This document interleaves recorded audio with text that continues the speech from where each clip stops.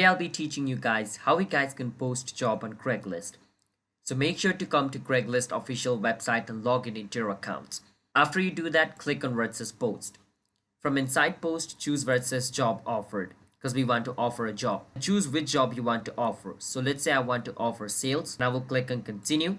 And once I do that, I need to fill this form up explaining my job. So my job title is going to be sales and it's going to be on New York. So I will just write New. And over here, I'll enter the postal code of New York.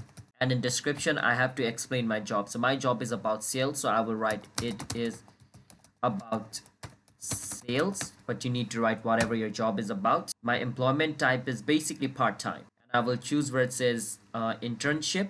Job title is going to be sales.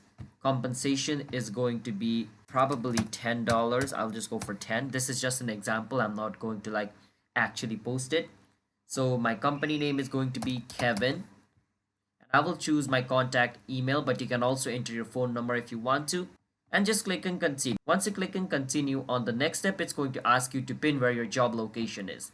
My job location is around Alabama, so I will just choose it over here.